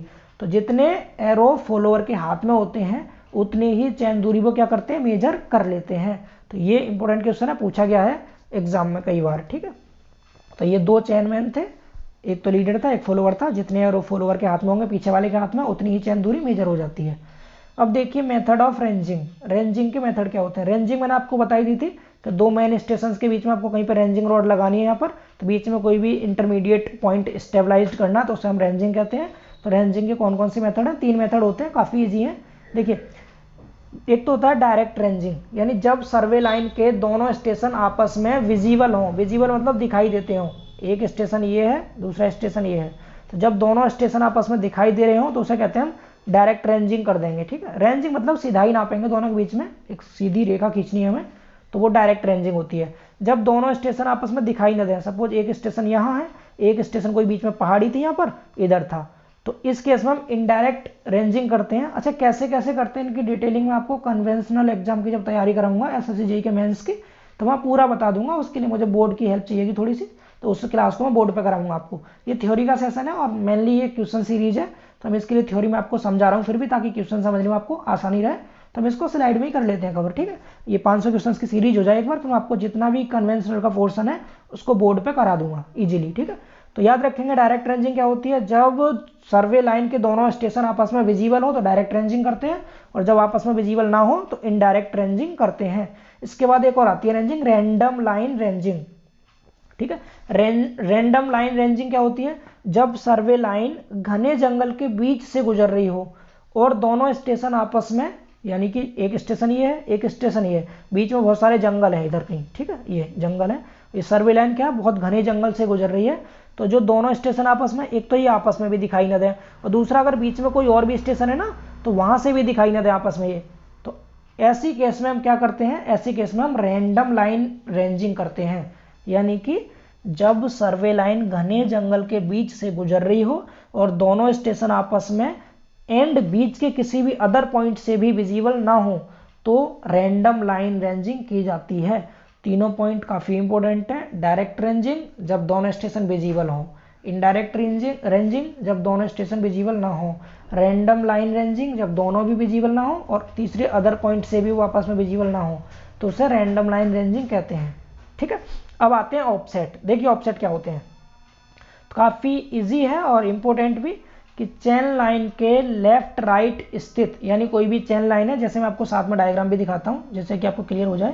ये देखिए, ये बीच में से कोई चेन लाइन जा रही है, ये कोई चेन लाइन है, ठीक है। तो जब भी यहाँ थ्योरी भी देखते रहिए साथ साथ, चेन लाइन के लेफ्ट राइट में स्थित ऑब्जेक्ट्स, ऑब्जेक्ट मतलब होता है कुछ भी वस्तुएं, जैसे रोड हो गया, बिल्डिंग हो गई, वेल मतलब कुआं हो गया कोई भी, तो इनकी स्थिति ज्ञात करने के लिए हम चेन लाइन से उनकी लेटरल डिस्टेंस लेते हैं, यानी कि लेटरल मतलब पार्श्व दूरी, साइड की डिस्टेंस जब लेते हैं तो उसे हम क्या कहते हैं? ऑफसेट कहते हैं। जैसे ये चेन लाइन है, हमें इस बिल्डिंग तक की दूरी नापनी है हमने, ठीक है, ये तिरछे ऑफसेट डाल रखे हैं ऐसे करके, हम सीधा सीधा भी नाप सकते थे, तो हमने तिरछे ऑफसेट डाले हैं, तो इनको ऑब्लिक ऑफसेट कहते हैं। मैं आपको बताऊंगा आपको कौन कौन से ऑफसेट होते हैं। तो क्या होगा? चेन लाइन से, ठीक है, थोड़ा इंटरेस्ट के साथ समझिए प्लीज। देखिए, ये कोई चेन लाइन थी, इधर एक तो बिल्डिंग है, ये इधर एक कुआं दे रखा है, ये ठीक है। ये क्या हो गया? इसके लेफ्ट और राइट में दोनों तरफ कुछ ऑब्जेक्ट स्थित हैं। अगर हम इन ऑब्जेक्ट की लेटरल डिस्टेंस मेजर करें तो उसको हम क्या कहेंगे? ऑफसेट कहेंगे। तो देखिए, मैंने कुएं की तरफ तो क्या किया, बिल्कुल सीधी सीधी 90 डिग्री पे ऑफसेट लिया है, तो हम इसको परपेंडिकुलर ऑफसेट कह देंगे, कि चेन लाइन से जब 90 डिग्री पे जो ऑफसेट ले रहे हैं कुएं की तरफ, वो क्या हो गया? परपेंडिकुलर ऑफसेट, यानी लंबवत ऑफसेट को हिंदी में शायद खसके बोलते हैं, तो ये लंबवत खसके हो गए, ठीक है। इसके बाद हमने बिल्डिंग की तरफ देखो कैसे इंक्लाइंड डाल रखे हैं, ये ऑब्लिक डाल रखे हैं, ठीक है, तो इसको बोलते हैं ऑब्लिक ऑफसेट। समझ पा रहे हैं ना? तो जब भी किसी भी चेन लाइन के लेफ्ट राइट में कोई भी ऑब्जेक्ट आएगा, हम उनसे क्या करेंगे? उनकी साइड की दूरी नापेंगे, कि इस चेन लाइन से ये बिल्डिंग कितनी दूरी पर है, ये कुआं कितनी दूरी पर है। तो जो हम साइड में लेटरल डिस्टेंस लेते हैं वही ऑफसेट होते हैं। तो ऑफसेट 4 तरीके के होते हैं, देखिए कौन कौन से। सबसे पहले परपेंडिकुलर ऑफसेट होता है, जो कि 90 चेन लाइन से 90 डिग्री पर होता है। तो मैंने अभी आपको दिखाया था, जैसे कि ये कुआं कितने पे लिया जा रहा है? ये वाला 90 डिग्री पे लिया गया ऑफसेट इसका, तो इसे क्या बोल देंगे हम? Perpendicular offset. इसके बाद दूसरा होता है ऑब्लिक ऑफसेट, जो कि 90 डिग्री से ज़्यादा या फिर कम पे लिया जाता है। चेन लाइन पर कितना एंगल बनाएगा ये? 90 प्लस माइनस थीटा, या तो 90 से ज़्यादा या 90 से कम। तो परपेंडिकुलर और ऑब्लिक समझ गए, ये तो एंगल के आधार पर तो हमने इसको क्लासीफाई किया। अब अगर डिस्टेंस के आधार पर करना हो, सपोज कोई 15 मीटर से ज़्यादा लंबा ऑफसेट है, तो उसे बोल देंगे लॉन्ग ऑफसेट। ये 15 मीटर आपको ध्यान रखना है। अगर मोर देन 15 मीटर है तब तो लॉन्ग ऑफसेट बोलेंगे, अगर लेस देन 15 मीटर है तो उसे बोलेंगे शॉर्ट ऑफसेट। समझ पा रहे हैं? क्लियर? तो ये थे आपके ऑफसेट, 4 ऑफसेट थे। बस 2 टॉपिक और रह गए दोस्तों, एक तो एरर रह गया, चेन सर्वे में कौन कौन से एरर होते हैं और उन एरर का करेक्शन कैसे करेंगे, ये है 2 टॉपिक है बस। इसके बाद आपका चेन सर्वे कंप्लीट हो जाएगा पूरा, फिर हम करेंगे इसके इंपॉर्टेंट क्वेश्चंस, ठीक है। तो देखिए एरर्स कौन कौन सी होती हैं चेन सर्वे में। थ्योरेटिकल है, काफ़ी ईजी है। पहला आ रहा है नेचुरल एरर, यानी जो नेचर के कारण होती है, जो प्रकृति के कारण होती है, जैसे खराब मौसम, आंधी, ताप, वर्षा, तेज धूप आदि के कारण जो एरर होगी उसे क्या बोलेंगे हम, उसे बोलते हैं नेचुरल एरर। समझ आ गया। दूसरी होती है इंस्ट्रूमेंटल एरर, यानी जो उपकरण में खराबी के कारण होती है, दोषपूर्ण या गलत उपकरण द्वारा सर्वे वर्क करने से यह एरर आती है, ठीक है, ये एरर आती है। अब बिल्कुल नोट्स की चिंता मत करना, आपको मैं पीडीएफ प्रोवाइड कर दूंगा, आप सिर्फ समझते रहिए, ठीक है। मैं सारे का सारे जितना कंटेंट है सबका आपको पीडीएफ भी प्रोवाइड करूंगा, डिस्क्रिप्शन में आप लिंक ओपन करके वहां से पीडीएफ डाउनलोड कर लीजिएगा, ठीक है। अगला आता है पर्सनल एरर। पर्सनल का मतलब जो पर्सन में कमी के कारण हो, पर्सन मतलब व्यक्ति, कैसा हो व्यक्ति, या तो स्वस्थ ना हो वो, या उसकी दृष्टि कमजोर हो, या लापरवाही से कार्य कर रहा हो, तो इसके कारण जो एरर होती है उसे कहते हैं पर्सनल एरर। तो तीनों एरर क्लियर है, नेचर के कारण नेचुरल एरर, इंस्ट्रूमेंट की खराबी के कारण इंस्ट्रूमेंटल एरर, और पर्सनल एरर कौन सी होगी, जो पर्सन में, जैसे स्वस्थ ना हो पर्सन, उसकी दृष्टि कमजोर है, लापरवाही से वर्क करता है, तो उसके कारण। आगे देखते हैं अब इसके बाद, ये एरर मोस्ट इंपोर्टेंट है, कम्युलेटिव एरर। मैंने फर्स्ट लेक्चर में भी इसके 1-2 क्वेश्चन कराए थे, अब यहाँ पर आप इसको डिटेल में समझ लेंगे अच्छे से। तो देखिए दोस्तों, ये क्या होती है कम्युलेटिव एरर। तो यानी कि कम्युलेटिव एरर क्या होगी, एक ही दिशा में बढ़ती है और संचित रहती है। इसका मतलब क्या है, सपोज आपने कोई ये दूरी नापनी थी, किसी भी चैन से नाप रहे हैं, आपके पास कोई 20 मीटर की चैन है, ठीक है, 20 मीटर की चैन से आपको ये डिस्टेंस नापनी है, और ये चैन आपको पता चला कि ये चैन कैसी थी, छोटी थी चैन, ये 20 मीटर से छोटी थी। तो आपने सपोज ये लंबाई मान ली 60 मीटर की थी ये, ठीक है, तो आपने 20 मीटर नापा, तो 20 मीटर यहाँ तक एक्चुअल में था यहाँ, लेकिन बैठ गया यहीं, ये देखो 20, 40, 60 ऐसे करके ये 60 मीटर की थी। आपको 3 चैन की दूरी नाप देते आराम से, अगर पूरी 20 मीटर की होती तो ये, लेकिन चैन छोटी है थोड़ी सी, तो यहाँ तक बैठा देगा 20, 40 यहाँ बैठा देगा और 60 यहीं तक। तो ये जो बची रह जाएगी डिस्टेंस, ये क्या होगी, इसकी एरर ही तो होगी है, तो क्या होगा, और ये एरर आगे तक जुड़ती जाएगी। देखो पहले यहाँ पर कमी थी इसमें थोड़ी सी, फिर इसके बाद क्या हुआ, आगे और इतनी कमी हो रहा है, तो ऐड होते होते आगे तक संचित होती जाएगी, बढ़ती जाएगी ये। तो एक ही दिशा में क्या हो रही है, बढ़ रही है, और आगे जाके संचित हो जाती है। तो इसको हम बोलते हैं कम्युलेटिव एरर, यानी संचयी त्रुटि। समझ आ रहा है। तो कम्युलेटिव एरर एक ही दिशा में बढ़ती है और संचित रहती है। इस एरर के कारण सर्वे वर्क के मेजरमेंट या तो एक्चुअल मेजरमेंट से क्या होंगे, अधिक होंगे या फिर कम होंगे। जैसे अगर चेन आपकी छोटी है तब तो क्या हो गया कि मेजरमेंट आपने ज़्यादा कर दिया। देखिए जैसे अभी मैंने आपको बताया कि सपोज ये कोई मान लीजिए 40 मीटर की लंबाई थी, ठीक है, आपके पास 20 मीटर की चेन है और ये चेन छोटी है, तो 20 मीटर से कम है तो क्या हो गया, यहाँ तक 20 हो जाएगा, 40 यहीं तक हो जाएगा। तो क्या हो गया, इतनी दूरी बची रहेगी, सपोज 2 मीटर ज़्यादा बच गई, तो 40 की जगह कितना बिठा देगा इसको, ये 42 बिठा देगा ना। तो एक्चुअल मेजरमेंट से क्या हो गया, ज़्यादा हो गया। और अगर चेन कैसी होती, बड़ी होती, सपोज 20 मीटर से ज़्यादा होती, तो क्या करता, वो कम बिठाता, इतना यानी यहाँ तक होता 40, ये कम रह जाता। तो ध्यान रखना है आपको कि जो कम्युलेटिव एरर होती है, इस एरर के कारण सर्वे वर्क के मेजरमेंट या तो एक्चुअल मेजरमेंट से क्या होंगे, ज़्यादा हो जाएंगे या फिर कम हो जाएंगे। तो इसमें याद रखना आपको, जो एरर किसी मेजरमेंट को एक्चुअल मेजरमेंट से बढ़ा दे, यानी कि 40 की जगह 42 बिठा दे रहा था, तो उसे क्या बोलेंगे, पॉजिटिव एरर, जो बढ़ा देगा। और जो एक्चुअल से उसको घटा दे, कम कर दे, उसे बोलेंगे नेगेटिव एरर। तो इंपॉर्टेंट है, ठीक है। कम्युलेटिव एरर 2 टाइप की हो गई, पॉजिटिव और नेगेटिव। एक्चुअल से ज़्यादा मेजरमेंट हो गया तो पॉजिटिव एरर, एक्चुअल से कम मेजरमेंट है तो negative error.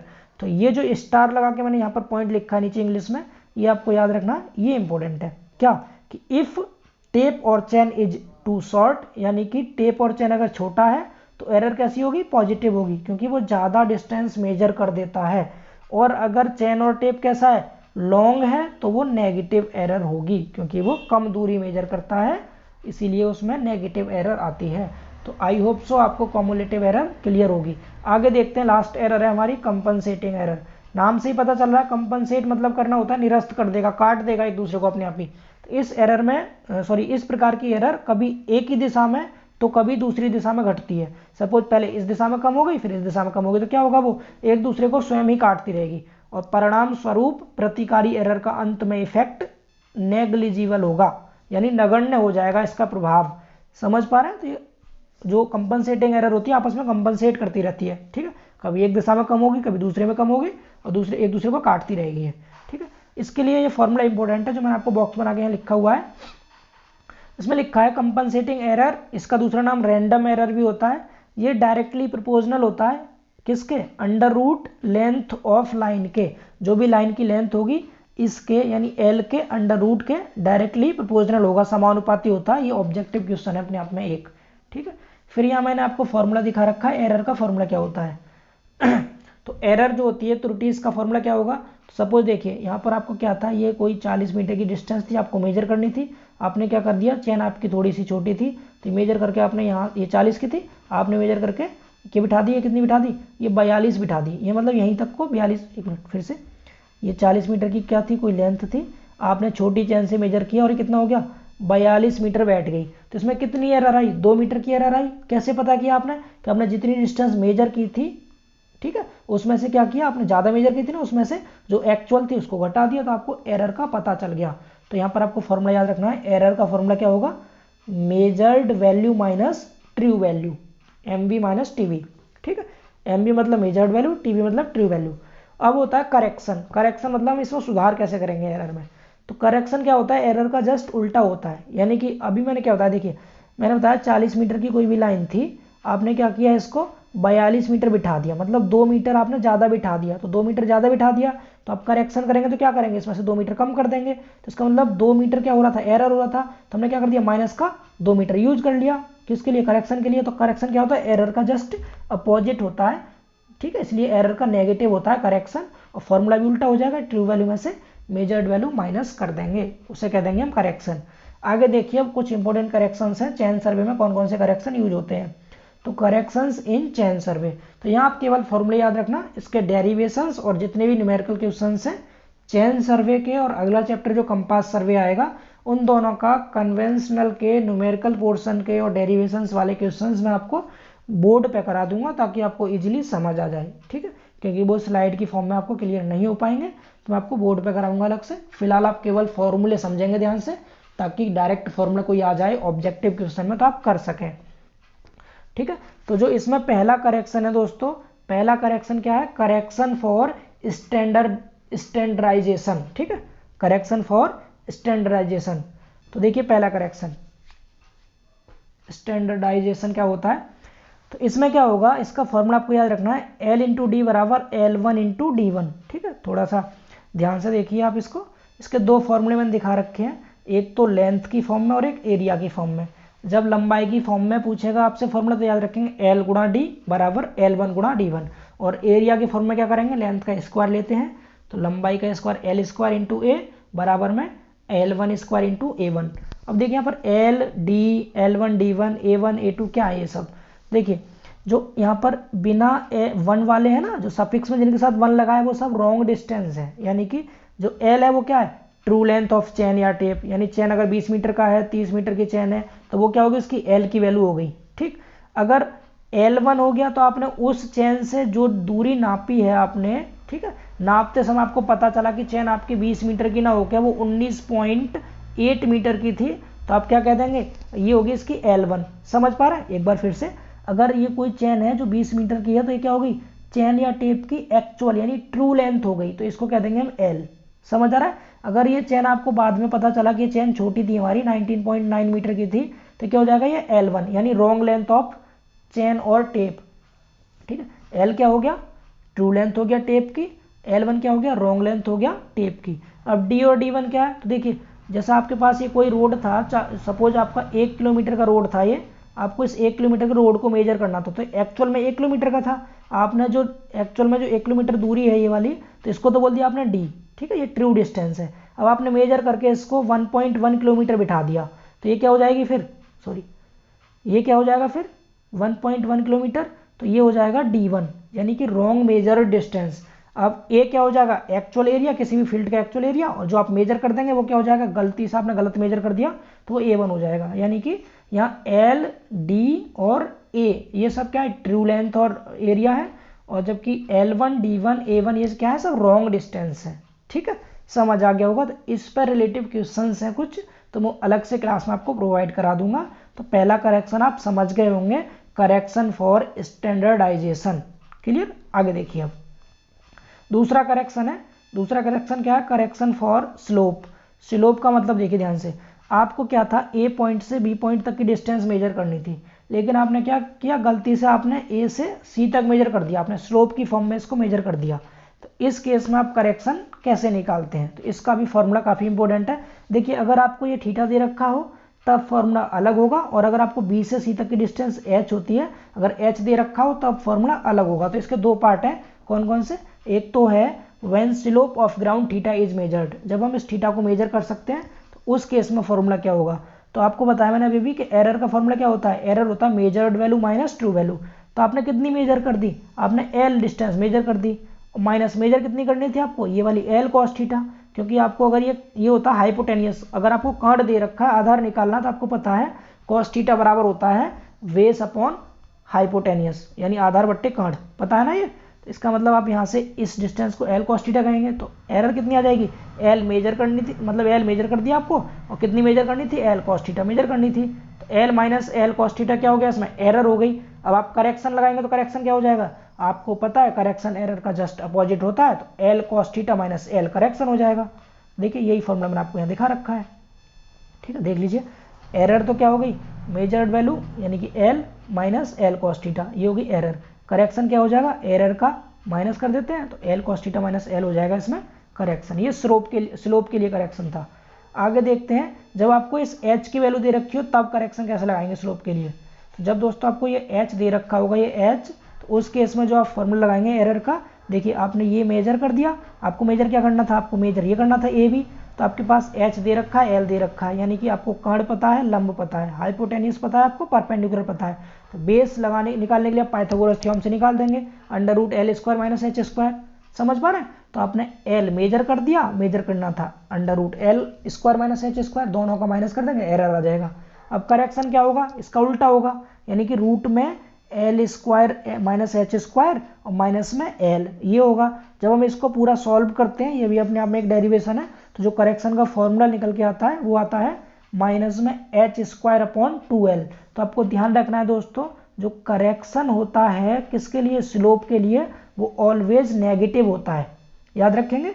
Correction for slope will be always negative, slope के लिए करेक्शन हमेशा नेगेटिव होता है, ये आपको याद रखना है, ठीक है।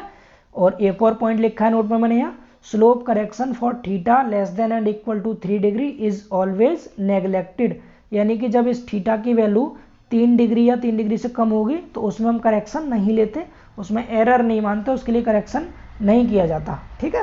तो ये दोनों पॉइंट भी काफ़ी इंपॉर्टेंट है आपके लिए। ये सारा का सारा डेटा आपको याद रखना है दोस्तों, थ्योरेटिकल पोर्शन है तो प्लीज़ करके आपको अच्छे से याद करना है इसको। मैं आपको डेटा पूरा प्रोवाइड करा रहा हूँ, कोशिश भी कर रहा हूँ आपको समझ आए, लेकिन थ्योरी पोर्शन आप अच्छे से याद करेंगे इसको।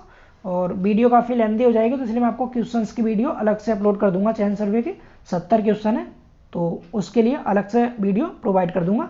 आप पहले ये थ्योरी की वीडियो अच्छे से पढ़ लीजिए, इसके बाद हम क्वेश्चंस करेंगे। अभी 1-2 एरर हो रहा है और देख लीजिए। एक एरर है हमारा कौन सा, सॉरी करेक्शन है, करेक्शन फॉर पुल, पुल के लिए। सपोज क्या है, ये कोई चैन थी आपकी ऐसे ढीली सी थी, आपने क्या किया, इसको खींच दिया। पुल मतलब होता है खींचना, इधर से भी और इधर से पकड़ खींचा, तो खींचने के कारण ये लेंथ होगी आपके पास, ठीक है। तो इसको बोलते हैं हम करेक्शन फॉर पुल।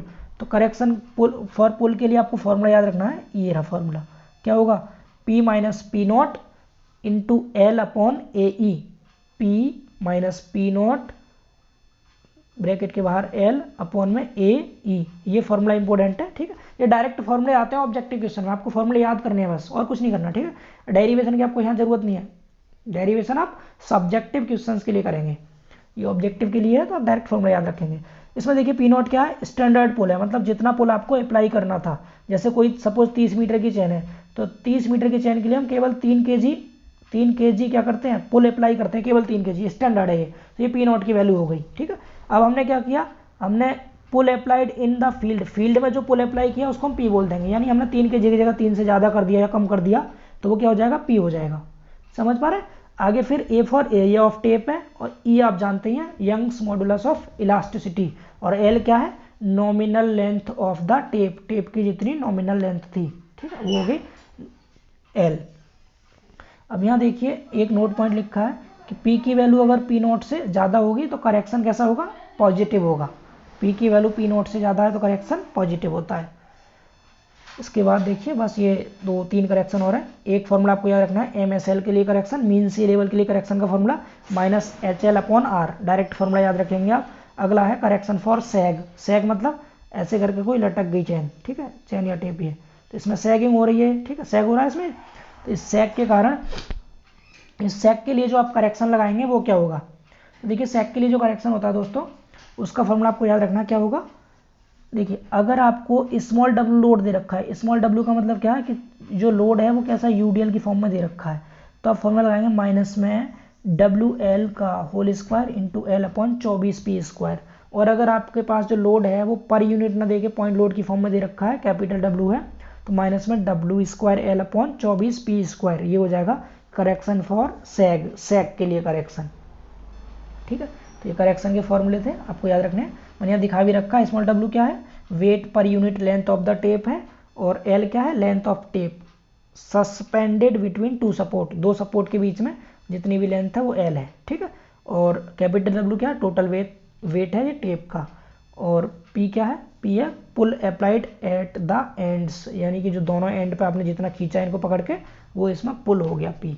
तो ये फॉर्मूला है, आपको याद रखना है, इस पर कभी कभी क्वेश्चन पूछ लेता है, और अदरवाइज आपके ऑब्जेक्टिव में तो ये डायरेक्ट फॉर्मूले पूछे जाएंगे, ठीक है। और ये लास्ट है आपका topic correction for temperature, temperature के लिए फॉर्मूला पे याद रखेंगे alpha into delta T into L. Delta T यहाँ पर टेम्परेचर वेरिएशन है, अल्फा आप जानते ही हैं थर्मल कोफिशिएंट है, और एल क्या है यहाँ पर नॉमिनल लेंथ ऑफ टेप है। तो ये हो गया करेक्शन फॉर टेम्परेचर। दोस्तों ये कुछ इंपॉर्टेंट करेक्शन थे, मैंने इसको जल्दी से खत्म किया है क्योंकि इसके जो न्यूमेरिकल पोर्शन है मैं आपको वहाँ पर इनके डेरिवेशन समझा दूंगा, फिलहाल के लिए आप केवल फॉर्मूले याद रखेंगे। तो ये चेन सर्वे का सारा कंटेंट आपके पास पहुंच चुका है, मैं इसकी PDF भी आपको प्रोवाइड करा दूंगा। तो ये इतना था आपके लिए चेन सर्वे, तो आई होप सो आपको चेन सर्वे क्लियर हो गया होगा। तो इसको एक बार और आप दोबारा से वीडियो को देख लीजिएगा, और नोट्स में आपको जो दूंगा PDF में एक बार उनको पढ़ लीजिएगा। फिर हम इसके बाद नेक्स्ट लेक्चर किसका करेंगे, इसके चेन सर्वे के जितने भी क्वेश्चन हैं सारे क्वेश्चन करेंगे। तो क्वेश्चंस करने से पहले दोस्तों आप इस वीडियो को बहुत ध्यान से प्लीज़ ज़रूर देख लीजिएगा, ताकि आपको क्वेश्चंस आसानी से समझ आए, क्योंकि क्वेश्चंस में अपनी स्पीड को इंक्रीज करूंगा थोड़ी सी, 70 क्वेश्चन है और विद इन 40 मिनट हम समथिंग कर लेंगे। SSC JEE के एग्जाम में एक क्वेश्चन के लिए केवल 36 सेकंड का टाइम दिया जाता है, तो हम 30-30 सेकंड में या 20-20 सेकंड में क्वेश्चंस को कंप्लीट करेंगे, ठीक है। तो इसलिए आपको थ्योरी अच्छे से पढ़नी है, इसी थ्योरी से रिलेटिव भी सारे क्वेश्चन है, आप इजीली कर लेंगे, मैं गारंटी दे रहा हूँ आपको। अगर थ्योरी अच्छे से समझ आ गई है तब क्वेश्चन आराम से कर सकते हैं, पूरे 70 क्वेश्चन है, तो मैं उसको अलग वीडियो में अपलोड करूँगा। तब तक आप इस वीडियो को ध्यान से देखिए, अपने सभी फ्रेंड्स में शेयर कीजिए, और सबसे ज़रूरी चीज़ दोस्तों, आप जैसा चाह रहे हैं मैं आपको वैसा ही कंटेंट प्रोवाइड कर रहा हूँ, तो वीडियो को लाइक ज़रूर कीजिए और चैनल को सब्सक्राइब जरूर करेंगे। और सबसे बड़ी चीज़ दोस्तों, आपके सपोर्ट की इस समय मुझे बहुत ज़रूरत है। आप देखते ही हैं मैं कुछ भी हाइड नहीं कर रखा आपसे, आपने व्यूज़ भी देखते हैं आप, और लाइक और सब्सक्राइब भी आपने देख ही रखे हैं कितने हैं। तो प्लीज़ इनको सब्सक्राइबर्स और बढ़ाइए, अपने फ्रेंड्स को शेयर कीजिए वीडियो को, समथिंग 1000 तक तो पहुँचा दीजिए इनको जल्दी से, ठीक है। फिर मैं इसके जस्ट बाद ही अपलोड कर रहा हूँ नेक्स्ट वीडियो जो कि क्वेश्चंस की है, ठीक है। तो आप पहले इस थ्योरी को कवर कर लीजिए, फिर मिलते हैं फिर दूसरी वीडियो में जस्ट बाद ही इसके चैन सर्वे की वीडियो में। तब तक के लिए बाय बाय, आप इसको रिवाइज कीजिए।